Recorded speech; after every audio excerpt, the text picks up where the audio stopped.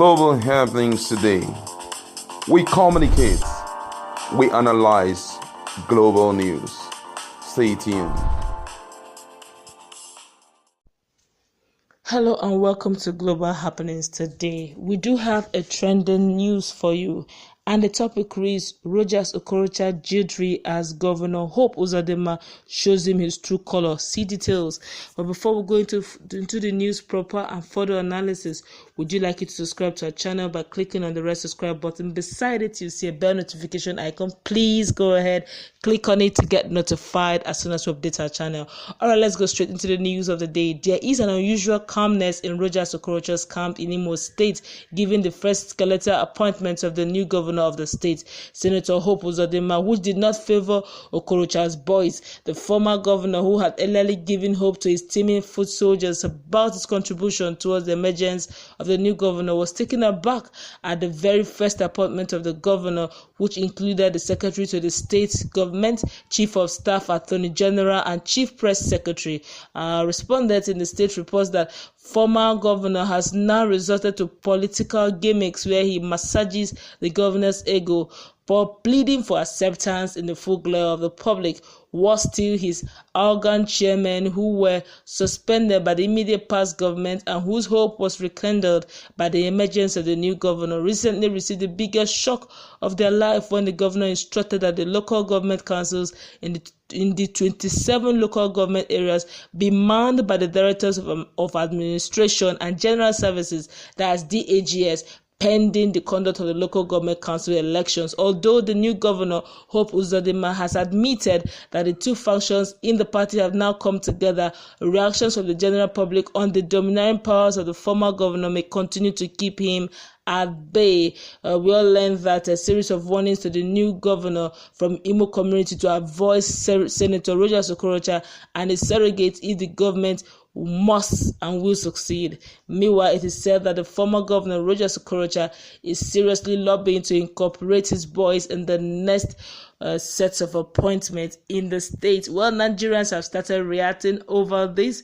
and it looks like they're not having it funny at all. But we'll just take about 2 or 3, so I'll go into the proper analysis of this topic. One said, Okorocha, you are too bossy. That's my problems with you. Another one said, I see no reason why Uzodinma should engage Rochas in his services in Imo State. During the governorship election between Uzodinma and Rochas, many people died. Now they are together because Uzodinma is looking for favor from here and there. Now the same Rochas that said he didn't rule well, Uzodinma is now engaging Rochas. Imagine, he said, set of useless people deceiving Imolites. Uzodinma is a big mistake as a governor of Imo State. Other states are rising up, only Imo and Abia State are being set back. Oh dear, quite a long one. John post of insinuation by propagandists of disharmony in Imo State. Someone said Governor Hope Uzodinma is well versatile with the terrain and capable of fixing it. So they say. Another person said Uzodinma should avoid Rochas like a plague. Whoa, I'll take this last one now. It says another one says same useless corrupt criminals. These people can never ever be satisfied with their endless looting until eternity.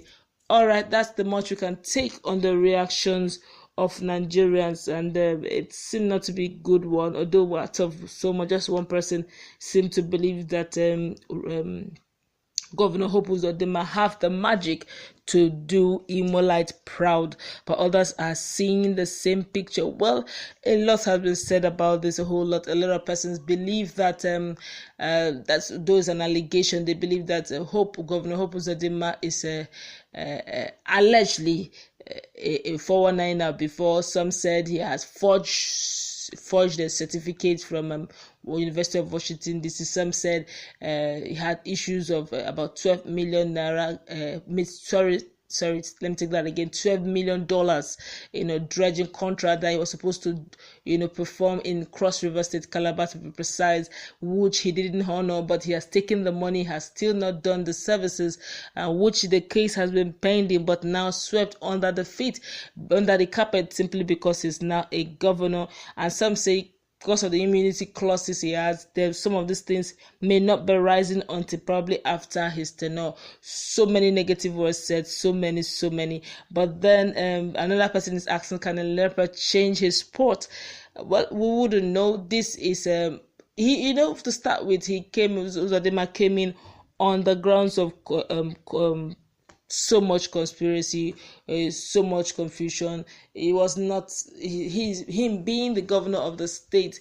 A lot of controversies came in, so it's not like he's the best choice for the Imolites. But then that's what was imposed upon the Imolites. Some may come for, some may come against. But the truth of the matter is, this was given by the verdict of the Supreme Court that he became the governor of the state. But before this whole thing came into being, I could remember about a week before the Supreme Court verdict came on.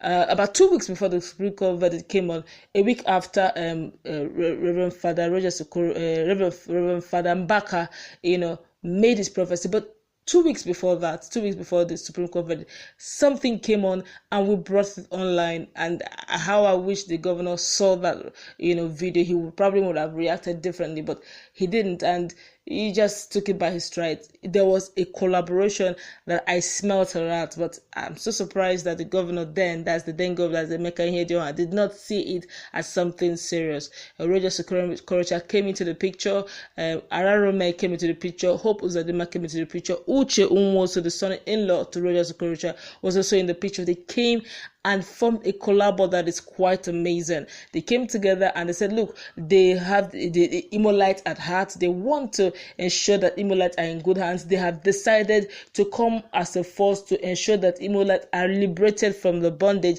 and they have decided they are going to go straight into the grassroots and do their necessary, findings and absorption, and expand their horizon and let the grassroots, the people of Imolite, feel the impact and all that. And the Rochas Okorocha went further to say he's going to make available 20 million naira from his personal purse to ensure that this goes smoothly, every administrative charges are done properly.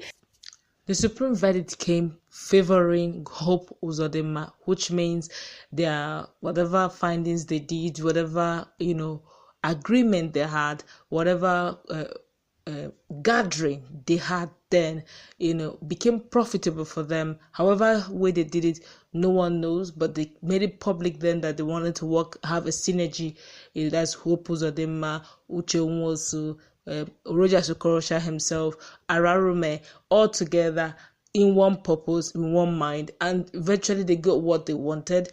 And now this whole thing has started, and you could just imagine, maybe during their meeting they must have had some sort of agreement. Say, look, when you become the governor of the state, this is what I think you should give to. Don't forget that this same Hope Uzodinma and Rochas Okorocha were at loggerheads during the 2019 March elections that resulted to Uche Nwosu decamping. That's Rochas Okorocha's son-in-law decamping from from a APC to another party, but after Hedioha won, this unity, kind of paved the way for Emeka Hedioha to gain the day. So after this whole thing happened, they were like, okay, look, let's come together. Maybe we could still do something about it. I don't want to go into the whole issue of Supreme Court verdict and how the whole result came into, but what's important right now is Hope Uzodinma is now the governor. So that's as if it's a case of guy, I feel this is what Rochas Okorocha is trying to tell Hope Uzodinma. Guy, I may not say this publicly, but don't forget the agreement we had. You are now the governor of the state. It's as if you're just putting your voice in. Don't forget, that Hope Uzodinma and Rochas Okorocha were not actually best of friends. They had a common foe, a common enemy, a common political enemy. Permit me to use that word, opponent. Let me use that word, opponent, which is Emeka Hedioha, which is right now out of the way. So Hope Uzodinma is the governor, whether Rochas Okorocha likes it or not. Hope Uzodinma is the governor. He's the one that's going to have the final say over appointments. He may decide not to honor whatever agreement they had in secret, or he may decide to go ahead and honor it. He may even decide to use the Imolite to instigate them against him, so that to look as if, look, if you want me, the truth of the matter is I would love to have appointed your boys, but the Imolite does not want me to, so I don't want issues with the governorship. He may also decide to play politics too, in the sense that he, at this level of his game, he is not a amateur in when it comes to politics. He's a two-time senator, so he knows his onions too in politics. He knows that in this game you don't surround yourself with a perceived enemy. Don't forget that all they have here is not as if they're best of friends. It's just common interest, really. They have their permanent interest, their own personal interest, and Hope Uzodinma is not going to be different. He's going to be looking out for his personal interest, and that will be bringing his own loyalists very close to him. Why would he want to give Okorocha's loyalists key positions? What if tomorrow a decision needs to be made? That means by proxy again, Rochas Okorocha is still ruling Imo State. Don't forget that Rochas Okorocha is a step close to Asorok.